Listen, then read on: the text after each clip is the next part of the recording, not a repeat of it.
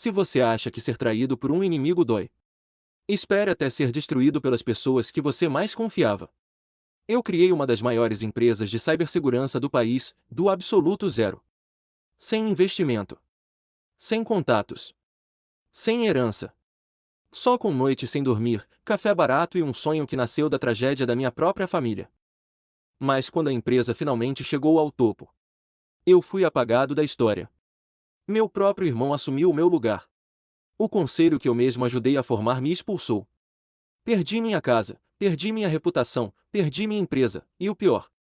O mercado inteiro acreditava que eu era apenas um mentiroso tentando roubar fama de uma empresa que, ironicamente, tinha sido construída com as minhas próprias mãos.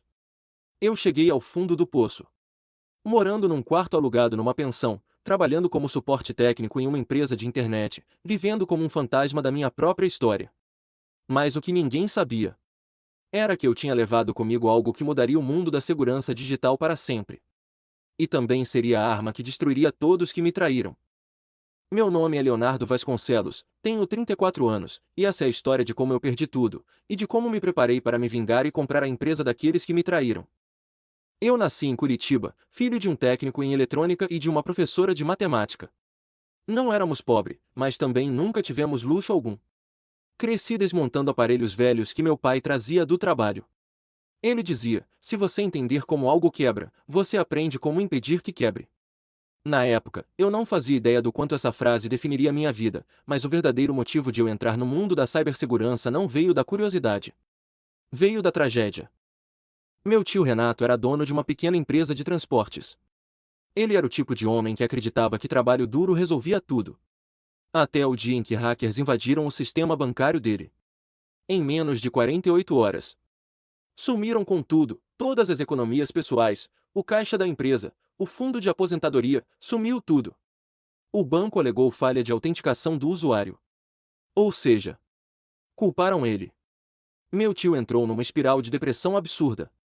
Ele perdeu a empresa, perdeu a casa, perdeu o casamento, e 6 meses depois, ele tirou a própria vida. Eu tinha 17 anos quando fui ao enterro dele. E naquele dia, olhando o caixão descer, eu fiz uma promessa silenciosa: eu vou criar algo que impeça isso de acontecer com qualquer outra família. Eu tinha 22 anos quando comecei a desenvolver o primeiro protótipo do que viria a ser o sistema que mudaria tudo. Era um algoritmo capaz de identificar padrões comportamentais de fraude antes mesmo que o golpe acontecesse. Na época, ninguém acreditava nisso, nem investidores, nem bancos, nem universidades. Quem acreditou foi meu irmão Rafael. Ele apareceu no meu quarto um dia e disse: cara, isso aqui pode virar uma empresa gigantesca. Mas você precisa de alguém que saiba vender isso. Eu aceitei na hora, porque Rafael sempre foi o meu herói. Foi ele quem teve a ideia do nome, X-Tech Cibersegurança. Começamos numa garagem alugada, computadores montados com peças usadas, internet instável, mesas feitas com portas velhas apoiadas em cavaletes, pouquíssimo ou nenhum investimento que não fosse o meu. Foram 2 anos dormindo no chão do escritório, mas o sistema começou a funcionar. E quando ele funcionou, funcionou de verdade. O primeiro banco regional que testou nosso software reduziu tentativas de fraude em 67%. Isso chamou a atenção do mercado. E foi quando tudo começou a crescer rápido demais. Em 3 anos, contratos com grandes bancos, expansão nacional, investimentos gigantes que nunca tinha imaginado, mais de 100 funcionários trabalhando na empresa que criei. Foi nessa fase que o conselho administrativo nasceu. E aí entraram Helena e Bruno. Helena revolucionou o marketing. Ela transformou a X-Tech numa marca quase mítica no mercado financeiro. Bruno organizou as finanças e trouxe investidores gigantes. E eu? Eu fazia aquilo que amava, criava tecnologia. E foi exatamente aí que comecei a desaparecer dentro da própria empresa. Rafael começou a assumir cada vez mais entrevistas. No começo eu achava ótimo, eu odiava câmeras. Mas então começaram pequenas coisas estranhas. Artigos de revistas chamavam ele de o fundador visionário da X-Tech. Meu nome aparecia apenas como diretor técnico. Achava que era um erro da imprensa, mas depois notei que ele nunca corrigia. Helena também começou a agir estranho comigo. Ela elogiava meu trabalho, mas evitava me incluir nas decisões estratégicas. E Bruno?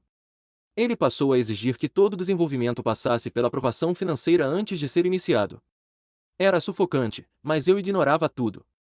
Porque naquele momento, eu estava trabalhando no maior projeto da minha vida, o sistema que mudaria o mundo. Eu comecei a desenvolver um sistema chamado Sentinel Human Shield. Um software baseado em inteligência comportamental, que identificava manipulação psicológica em tempo real, alertava usuários comuns antes de cair em golpes. Funcionava como se fosse um antivírus emocional digital. Era algo que nenhum concorrente tinha sequer imaginado. Mas esse projeto eu desenvolvia sozinho, depois de todas as atividades rotineiras que eu desenvolvia na X-Tech. Mas principalmente, eu desenvolvia esse sistema no meu notebook pessoal. Desenvolvia totalmente fora da rede interna da X-Tech. Eu não queria que investidores soubessem desse novo sistema e pressionassem o lançamento antes da hora. Esse foi o detalhe que salvou minha vida depois. Um dia, fui chamado para uma reunião extraordinária do conselho. Achei que seria sobre o Sentinel ou algum outro projeto que necessitasse da minha atenção. Mas quando entrei na sala, senti algo estranho. Todos estavam lá. Helena, Bruno, Rafael e os advogados da empresa. Rafael começou com um sorriso que parecia ensaiado. Léo, a empresa cresceu muito. E precisamos profissionalizar a gestão. Achei que ele ia sugerir contratar novos diretores. Mas então veio a frase que mudou tudo. Você não tem perfil executivo para liderar a empresa. Eu dei risada, achei que era alguma brincadeira, mas ninguém riu comigo. Rafael então deslizou um documento na minha frente. Era um acordo para me retirar da presidência e assumir apenas função técnica subordinada ao conselho, ou seja, fazer apenas aquilo que ele e os outros mandam. Quando levantei os olhos, percebi algo que me gelou por dentro. Meu próprio irmão. Nem sequer conseguia me olhar nos olhos. Eu fiquei olhando aquele documento como se ele estivesse escrito em outro idioma. Minha cabeça tentava processar. Minhas mãos começaram a suar. Isso é piada, né? Eu perguntei. Todos ficaram em silêncio. Bruno cruzou as mãos sobre a mesa como um juiz prestes a dar sentença. Leonardo. A empresa ultrapassou o nível operacional de um desenvolvedor fundador. Precisamos de uma liderança corporativa mais alinhada ao mercado. Desenvolvedor fundador. Não gerente-presidente, não criador, não arquiteto da empresa. Desenvolvedor, ele disse. Eu olhei para Helena, ela desviou o olhar. Eu olhei para Rafael, ele respirou fundo e disse, cara, isso é o melhor para a empresa. E para você também. Naquele momento, eu senti algo estranho dentro do peito. Não era raiva ainda, era confusão. Era como assistir alguém rasgar uma foto da minha vida inteira. Enquanto dizia que estava me ajudando. Eu fundei essa empresa com você, eu falei, tentando manter a voz firme. Rafael suspirou como se estivesse cansado. A gente fundou juntos, mas quem manteve ela viva no mercado fui eu. Aquilo doeu. Do jeito mais silencioso possível. Helena se inclinou na minha direção, ela falava com aquele tom calmo, quase maternal. Léo, você é um gênio, mas gênios não precisam lidar com investidores, política corporativa, gestão de crises. Você vai ser muito mais feliz focando só em tecnologia. Parecia elogio, mas não era. Era uma gaiola dourada. Bruno então empurrou outro documento. Se você assinar hoje, mantém 4% das ações e continua como diretor técnico. Caso contrário, podemos abrir votação para sua destituição completa. Meu coração disparou. Vocês não fariam isso. Bruno respondeu sem piscar, já fizemos. Ele girou um tablet na minha direção. Era a ata da reunião do conselho. Votação registrada. Unânime. Inclusive, o voto do Rafael. Meu irmão. Naquele instante eu percebi. Eu já tinha perdido a empresa. Eu só ainda não tinha entendido quanto eles planejavam destruir o resto da minha vida. Eu recusei assinar o documento. Por orgulho, por ingenuidade, talvez pelos dois. Achei que aquilo fosse um choque de egos temporário. Mas no dia seguinte, meu crachá não liberava mais acesso ao andar executivo, meus e-mails começaram a voltar com erro, minhas reuniões foram canceladas, e o pior. Minha equipe de desenvolvimento foi redistribuída sem aviso. Eu virei um fantasma dentro da empresa que eu tinha criado. Passei a trabalhar sozinho num escritório secundário. Helena começou a lançar campanhas publicitárias mostrando Rafael como o cérebro por trás da revolução da cibersegurança nacional. Eu assisti aquilo nas televisões do prédio. Meu nome simplesmente sumiu. Uma noite, Eu fui até o escritório do Rafael. Eu precisava entender. Ele estava sozinho, olhando relatórios. Por quê? Eu perguntei. Ele demorou para responder. Porque alguém precisava fazer a empresa crescer. E você nunca quis sair do laboratório de desenvolvimento. Eu nunca quis sair da empresa que eu criei. Ele levantou devagar. Você criou tecnologia. Eu criei a empresa. Aquilo me destruiu por dentro. Você sabe que isso não é verdade, Rafael. Ele sorriu. Um sorriso curto e frio. Verdade é o que o mercado acredita, Léo. Naquela noite, eu percebi que eu não estava discutindo com meu irmão. Eu estava discutindo com alguém que já tinha decidido pagar minha existência da empresa que criei. Acabei afastado das atividades na X-Tech por tempo indeterminado. Uma carta chegou para mim semanas depois. Rescisão contratual, compra compulsória das minhas ações, cláusulas de confidencialidade. Eu tentei lutar judicialmente, mas Bruno tinha preparado tudo, e advogados esmagaram qualquer possibilidade. Foi então que veio o golpe final. Rafael fez um comunicado anunciando que assumiria oficialmente como fundador e presidente da X-Tech Cybersegurança. Eu vi aquele comunicado sentado no chão do meu apartamento, segurando uma caixa com meus pertences pessoais, que tinham sido enviados pela empresa. Sem cargo, sem reputação, sem renda.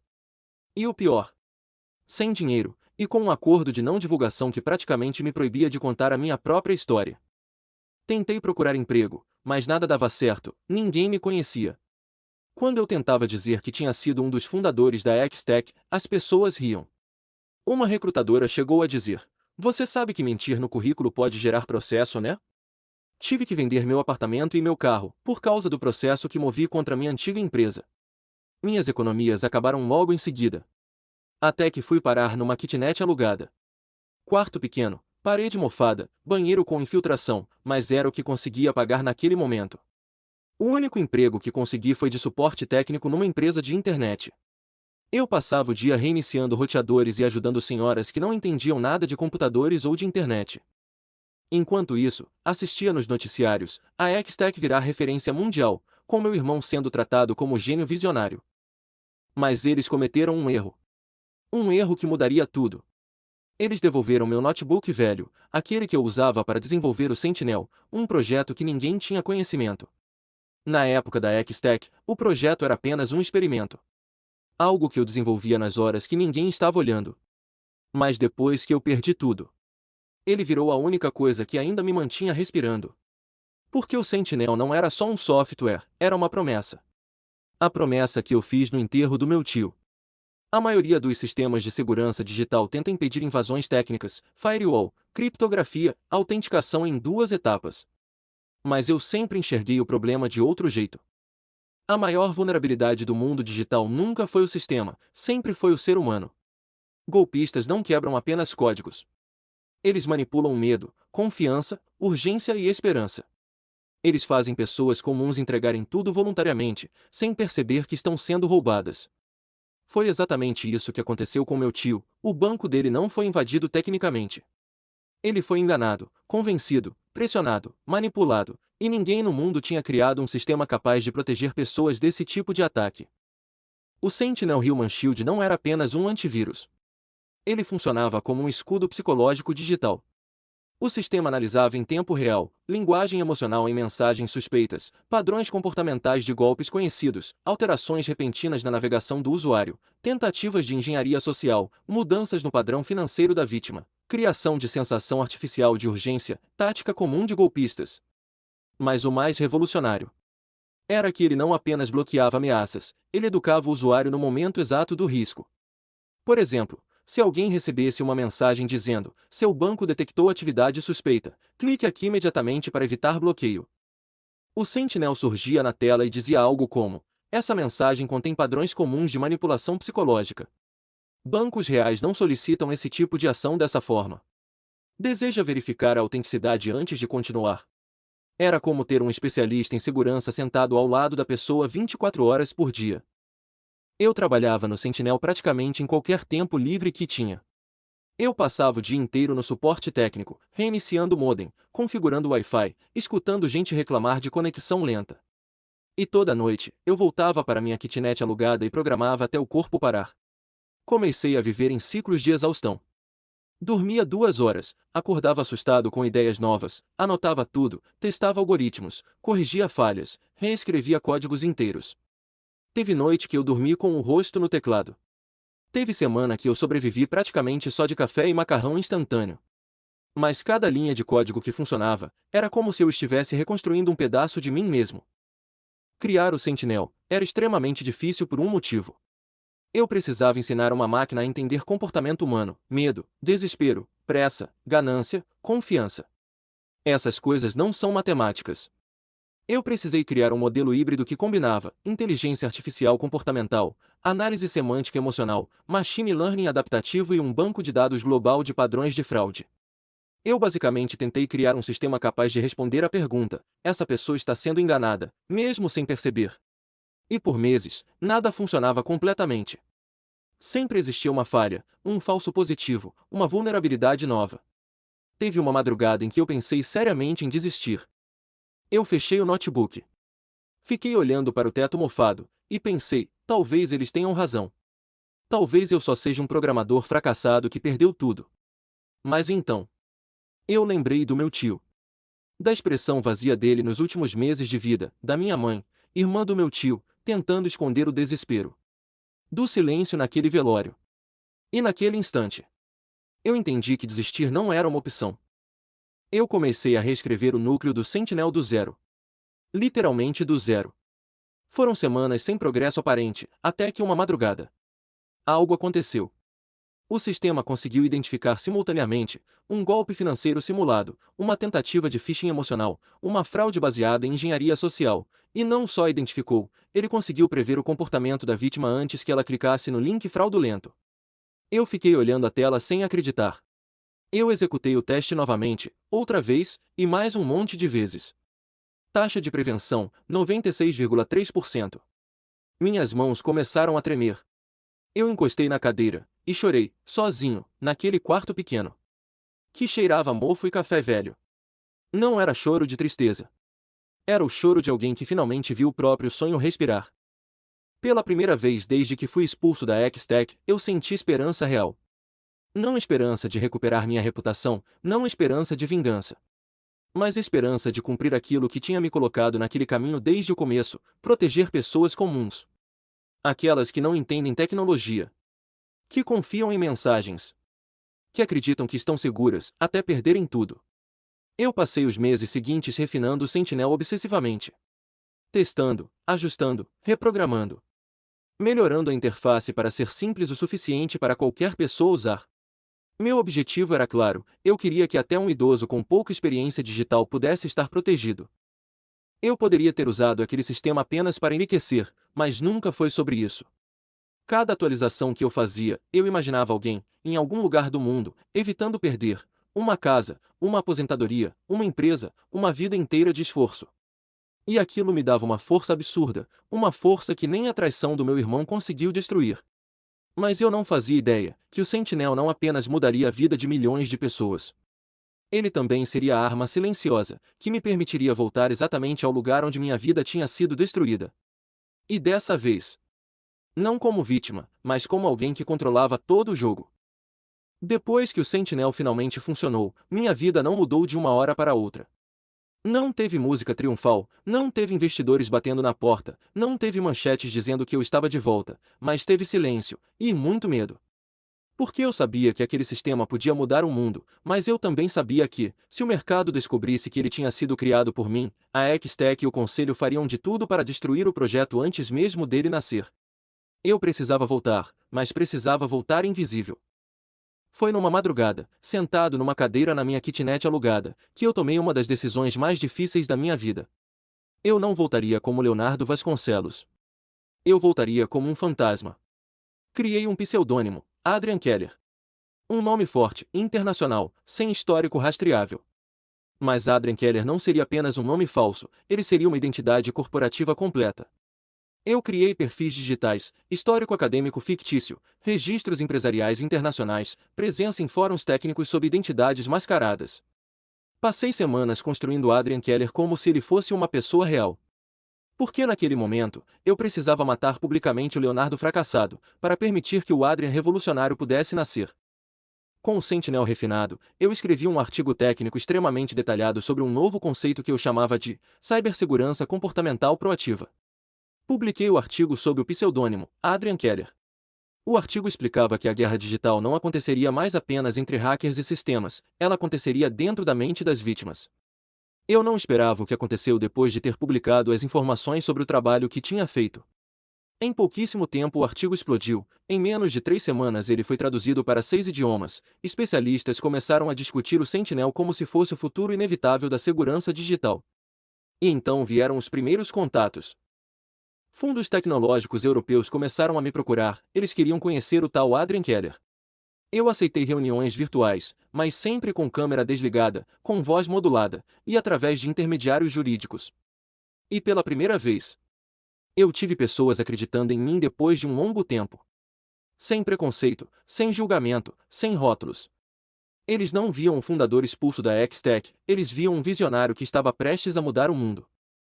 Eu precisava criar uma nova empresa para poder lançar o Sentinel para o mundo. Foi então que o nome surgiu de uma ideia simples. Aegis, o escudo mitológico dos deuses gregos. Quantum, representando tecnologia avançada e adaptação constante. Global, porque eu não queria proteger apenas um país. Eu queria proteger qualquer pessoa e em qualquer lugar. A empresa nasceu oficialmente na Suíça. Um país neutro, discreto e estratégico. Mas a estrutura operacional foi distribuída em 3 continentes. Tudo planejado para dificultar qualquer tentativa de sabotagem. O Sentinel foi lançado inicialmente como uma solução para instituições financeiras, mas com uma diferença brutal. Eu incluí uma cláusula que ninguém esperava: a versão básica do sistema seria gratuita para usuários comuns. Investidores ficaram chocados. Eles queriam transformar aquilo em um produto premium, mas eu fui irredutível. A missão da Aegis não é só lucrar. É proteger, eu disse durante uma das reuniões. Pela primeira vez em anos, eu senti que estava construindo algo alinhado com o que eu realmente acreditava. O Sentinel começou a ser adotado rapidamente, resultados iniciais foram absurdos, bancos reduziram fraudes em até 92%, plataformas digitais diminuíram golpes massivos. Governos começaram a estudar a integração do sistema. Mas o que realmente viralizou foram as histórias reais. Idosos que evitaram perder aposentadorias, pequenos empresários escaparam de golpes que com certeza acabariam com suas finanças, famílias que conseguiram preservar tudo o que tinham construído. Eu lia cada depoimento, e cada um deles parecia fechar uma ferida dentro de mim. Em menos de um ano, a Aegis Quantum Global se tornou uma das empresas de segurança digital mais comentadas do planeta. Mas o que tornava tudo ainda mais misterioso era que ninguém sabia quem era Adrian Keller. Revistas tentavam descobrir, jornalistas investigavam, concorrentes especulavam. Alguns diziam que Adrian era um ex-agente de inteligência, outros diziam que era um grupo secreto de cientistas. Enquanto isso, eu continuava programando pessoalmente cada atualização do Sentinel. Porque, para mim aquilo nunca foi só uma empresa. Era uma redenção. Foi numa reunião estratégica da Aegis que eu vi o relatório que reacendeu tudo dentro de mim. A X-Tech estava em declínio. Sofriam com ataques cibernéticos sucessivos, perda de contratos internacionais, queda de confiança no mercado, e o motivo era óbvio. Eles tinham parado de inovar, eles tinham parado de evoluir. Eles tinham parado no momento em que decidiram me apagar da história. Eu fechei o relatório, e senti algo que eu não sentia há anos. Não era ódio, era algo como se fosse uma justiça. Quando a Aegis Quantum Global atingiu estabilidade mundial, eu poderia simplesmente ter seguido em frente, expandido, inovado e esquecido o passado. Mas existia uma ferida que nunca cicatrizou, e ela tinha nome. X-Tech Cibersegurança. Eu não queria vingança no sentido comum. Eu queria recuperar algo que tinha sido arrancado da minha história e reescrever o final. E para isso, eu precisava fazer algo que ninguém jamais imaginaria. Comprar a empresa que me expulsou, mas sem que eles percebessem. Empresas gigantes raramente são derrubadas por ataques externos. Elas caem por dentro, por arrogância, por acomodação, por acreditar que o sucesso do passado garante o futuro. A X-Tech estava exatamente assim, ela ainda era poderosa, ainda tinha contratos gigantes e ainda tinha influência. Mas tinha parado de inovar. E o mercado de cibersegurança é como um campo de batalha. Quem para, acaba morrendo.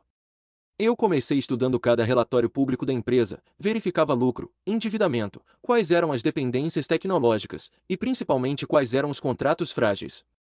Passei semanas analisando a Hextech como um hacker analisa um sistema antes de invadir. Mas, eu não procurava falhas técnicas, eu estava à procura de vulnerabilidades corporativas.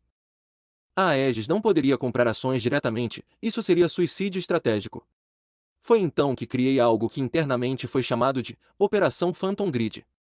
Uma rede internacional de holdings financeiras criadas em diferentes países. Empresas que, aparentemente, não tinham ligação entre si. Cada uma com estrutura jurídica própria, diretores independentes, fluxos financeiros fragmentados. Mas todas eram controladas pela Aegis e por mim. Começamos comprando pequenos pacotes de ações no mercado secundário. Nada que chamasse atenção, 0,8%, 1,2%, 0,5%. Compras diluídas ao longo de meses. Silenciosas, mas meticulosamente calculadas. Era como infiltrar milhares de pequenas gotas dentro de uma represa. Sem que ninguém percebesse que a estrutura estava sendo lentamente comprometida. Enquanto isso, eu acompanhava cada reunião pública da Hextech. Cada entrevista do Rafael, cada apresentação para investidores. E percebia algo assustador. Ele realmente acreditava que a empresa era invencível. Quando a Aegis lançou a segunda versão do Sentinel, diversos bancos começaram a migrar lentamente para nossas soluções. A Hextech perdeu contratos importantes, nada catastrófico, mas o suficiente para gerar queda gradual no valor das ações. E toda queda no valor era uma oportunidade para a Operação Phantom comprar mais participação. Eu sabia que aquisições hostis geram reação imediata. Então eu fiz exatamente o oposto. A Aegis começou a elogiar publicamente a Hextech. Sim, eu comecei a conceder entrevistas sob o pseudônimo Adrian Keller dizendo coisas como: a Hextech foi uma das empresas que pavimentaram o caminho da cibersegurança moderna. Aquilo criou uma falsa sensação de segurança no mercado. Investidores acreditavam que a Aegis respeitava a Hextech e jamais tentaria competir diretamente. Enquanto isso, eu continuava comprando ações silenciosamente. Após quase um ano de aquisições discretas, a Operação Phantom ultrapassou 27% das ações. Foi quando o conselho da Hextech finalmente percebeu que algo estranho estava acontecendo. Mas já era tarde. Eles iniciaram auditorias internas tentando descobrir quem estava comprando participação na empresa. Eu assisti aquilo como um jogador assistindo o adversário tentar entender uma estratégia que já estava perdida. Porque nenhuma das holdings parecia ter ligação com a Aegis. Era um labirinto financeiro perfeito. Então aconteceu algo que eu jamais precisei planejar. A própria Hextech começou a cavar o próprio buraco.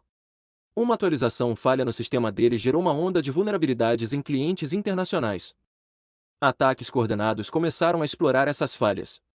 A confiança no mercado despencou. As ações caíram quase 40% em poucos meses. E naquele momento, a Operação Phantom fez o movimento mais agressivo. Compramos participações estratégicas de fundos desesperados que queriam abandonar o navio antes que ele afundasse. Quando ultrapassamos 51% das ações indiretas, eu percebi que o controle já era nosso. Mas ainda faltava o golpe final. Porque eu não queria apenas controlar a Hextech. Eu queria que a revelação fosse devastadora. Depois de um tempo, a Aegis anunciou publicamente que iniciaria negociações para aquisição estratégica da Hextech. O mercado entrou em choque. Analistas chamaram aquilo de a maior fusão da história da cibersegurança moderna. Mas ninguém sabia que aquilo não era uma negociação, era apenas a formalização de algo que já tinha acontecido. Na noite anterior ao anúncio oficial, eu fiquei sozinho no escritório principal da Aegis. O mesmo homem que um dia dormiu numa kitnet alugada, agora controlava uma empresa avaliada em bilhões. Mas eu não sentia orgulho, eu sentia silêncio. Um silêncio pesado. Porque eu sabia que no dia seguinte eu pisaria novamente no lugar onde minha vida tinha sido destruída. Mas dessa vez eu pisaria como único dono. Quando a confirmação jurídica da aquisição chegou, eu fiquei olhando para o documento por vários minutos. Meu nome não aparecia nele. Apenas o meu pseudônimo, Adrian Keller. Fechei o laptop, respirei fundo, e mandei apenas uma mensagem para o meu conselho executivo: preparem a reunião com a Hextech. Eu vou pessoalmente. Quando o carro parou em frente ao prédio da Hextech, pouco antes das 9 da manhã. Fiquei alguns segundos olhando para a fachada de vidro. Nada tinha mudado, a mesma arquitetura imponente, o mesmo logotipo brilhando no topo, o mesmo lugar onde minha vida tinha sido construída e destruída. Respirei fundo. Olhei para minhas roupas, uma camiseta polo azul escura. Calça de sarja simples. Sapatos sociais discretos. Nada que lembrasse o CEO de uma empresa avaliada em bilhões, e aquilo era intencional. Eu não queria chegar como um executivo, eu queria chegar como alguém que eles acreditavam ter apagado da história. Saí do carro, cada passo em direção à entrada parecia mais pesado que o anterior. E quando atravessei as portas automáticas, o cheiro do prédio me atingiu primeiro. Era o mesmo perfume corporativo de anos atrás, limpeza industrial, ar-condicionado frio e café caro. Minha memória explodiu em fragmentos. Tudo naquele lugar ainda carregava pedaços de mim. Mas ninguém ali parecia lembrar. A recepcionista me reconheceu. Seus olhos arregalaram, mas ela rapidamente disfarçou e voltou para a postura profissional. Posso ajudar? Respondi que vim para a reunião com a Aegis. Ela hesitou, digitou algo, e o rosto dela mudou. Senhor, seu nome não está na lista. Antes que eu pudesse responder, uma voz familiar ecoou atrás de mim. Eu sabia que você ainda tentaria voltar. Eu congelei. Virei lentamente. Era Rafael, impecável como sempre, terno sob medida, sorriso arrogante e confiança ensaiada. Ele me analisou dos pés à cabeça, e riu. Você realmente não tem mais noção do ridículo, né? Algumas pessoas próximas começaram a olhar. Funcionários cochichavam. Eu permaneci em silêncio. A gente está recebendo hoje a maior empresa de cibersegurança do planeta e você aparece vestido assim. Helena e Bruno surgiram logo atrás dele. Helena cruzou os braços. Leonardo, você tem ideia do constrangimento que está causando? Bruno apenas balançou a cabeça com desprezo. Rafael chamou o segurança, sem tirar os olhos de mim, falou para o segurança, tira ele daqui antes que a Aegis chegue e pense que a gente virou abrigo de fracassado.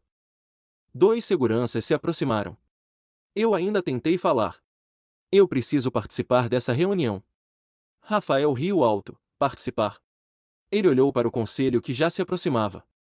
Ele quer participar da reunião com a empresa que comprou metade do planeta. Alguns executivos começaram a rir. Helena se inclinou na minha direção. Falou baixo.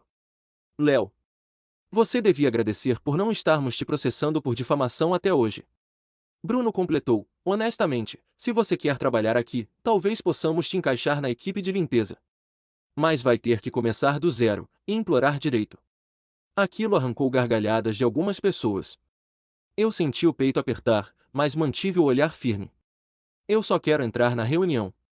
Rafael chegou mais perto, muito perto. Você não entra nesse prédio nem como visitante, Léo. Você acabou. Aceita isso. Ele fez um gesto para os seguranças. Levem ele pelos fundos. Não quero espetáculo na recepção. Eles me conduziram pelo corredor de serviço. Funcionários olhavam, alguns mais antigos reconheciam, outros apenas observavam como se eu fosse um invasor. Cada passo parecia ecoar como uma lembrança sendo esmagada. Quando chegamos à porta dos fundos, um dos seguranças abriu a porta. Não volte mais. Eu saí. A porta fechou atrás de mim, fiquei parado no estacionamento de carga. O vento frio bateu no meu rosto por alguns segundos. Eu só fiquei olhando para o nada. Não era dor, era algo mais profundo. Era o peso de reviver exatamente o momento que tinha destruído minha vida, só que dessa vez com plateia. Mas então, meu telefone vibrou. Uma mensagem. Do meu assistente executivo na Aegis. Estamos na sala de reuniões. O conselho da Extech está esperando o CEO da Aegis. Eu respirei fundo, e sorri pela primeira vez naquela manhã.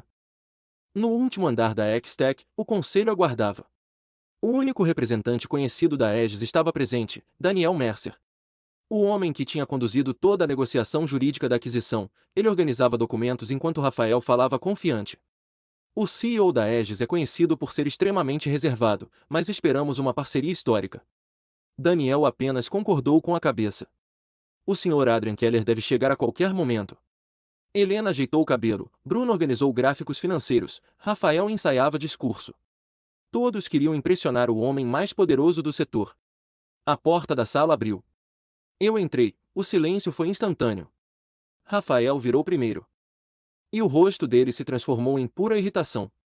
Como você entrou aqui? Helena levantou abruptamente, isso já passou do limite. Bruno bateu na mesa, segurança. Agora. Rafael caminhou até mim, completamente vermelho de raiva. Você quer destruir essa empresa até o fim? A Aegis pode cancelar o acordo por causa dessa palhaçada. Eu tentei falar, mas ele não deixou. Você é um fracasso que vive de mentiras. Some daqui antes que eu mande te arrastar novamente. Alguns membros do conselho começaram a concordar. O clima era puro desprezo. Foi então que Daniel levantou lentamente. Senhor Rafael, acredito que estão cometendo um erro gravíssimo. Todos olharam para ele. Daniel respirou fundo e falou com uma calma assustadora. Permitam-me apresentar formalmente o CEO da Aegis Quantum Global. Ele virou na minha direção. O homem que adquiriu 78% da X-Tech Cibersegurança. A sala ficou em silêncio absoluto. Daniel continuou. Adrian Keller, também conhecido como. Ele fez uma pausa e olhou diretamente para Rafael. Leonardo Vasconcelos. Eu nunca vou esquecer o som que veio depois. Não foi um grito, não teve nada, foi apenas silêncio. O tipo de silêncio que acontece quando o mundo de alguém desmorona sem aviso. Helena levou a mão à boca. Bruno deixou o tablet cair no chão. Rafael apenas me encarava, como se estivesse tentando entender se aquilo era real. Eu caminhei calmamente até a cabeceira da mesa, e sentei na cadeira principal. A mesma cadeira da qual eu tinha sido expulso anos antes. A reunião vai começar agora, eu disse calmamente. Ninguém respondeu. Abri uma pasta. Primeiro item da pauta. Minha voz ecoou pela sala. Reestruturação completa da liderança da X-Tech. Rafael finalmente conseguiu falar. Léo, espera, a gente pode conversar. Eu levantei o olhar. Pela primeira vez, eu vi medo real nos olhos dele. Helena deu um passo à frente. Leonardo, foi tudo um mal-entendido corporativo. Bruno tentou completar. Podemos renegociar cargos, participação, qualquer coisa. Eu fechei a pasta. Vocês acham que isso é sobre cargos? Um novo silêncio, ninguém teve a coragem de falar nada. Vocês não me tiraram só da empresa, vocês tentaram apagar minha existência. Rafael deu um passo desesperado. Eu errei, eu assumo, mas a gente pode reconstruir isso juntos. Eu balancei a cabeça negativamente bem lentamente e disse, eu já reconstruí. Deslizei 3 envelopes sobre a mesa. Demissão imediata por justa causa de todo o conselho administrativo atual. Helena começou a chorar, Bruno ficou pálido, Rafael segurou o envelope com as mãos tremendo. Léo, por favor, sou seu irmão. Olhei diretamente nos olhos dele e disse, você deixou de ser meu irmão no dia que votou para me expulsar da X-Tech. No fim, após demitir e expulsar todo o conselho da X-Tech, mantive os outros funcionários, reestruturei a empresa. Transformei ela em um braço social da Aegis. E anunciei que o Sentinel seria disponibilizado gratuitamente para milhões de usuários ao redor do mundo. Se tem uma coisa que essa história prova, é que a maior vingança não é destruir alguém. É se reconstruir tão forte, que o mundo inteiro é obrigado a reconhecer quem você sempre foi. Leonardo perdeu tudo. Casa, reputação, empresa e irmão. Foi humilhado, apagado, desacreditado. Mas ele nunca perdeu o propósito. Porque quem trabalha no escuro aprende a enxergar onde os outros nunca olham. Agora eu quero saber de você. Você teria feito diferente? Teria perdoado? Ou teria voltado exatamente da mesma forma? Escreve aqui nos comentários o que você faria no lugar do Leonardo. Eu realmente quero ler sua opinião. Se essa história te prendeu até aqui, deixa o like agora, porque isso ajuda muito o canal a continuar trazendo histórias intensas como essa. E se você gosta de histórias de traição, superação, vingança estratégica e reviravoltas, se inscreve no canal e ativa o sininho.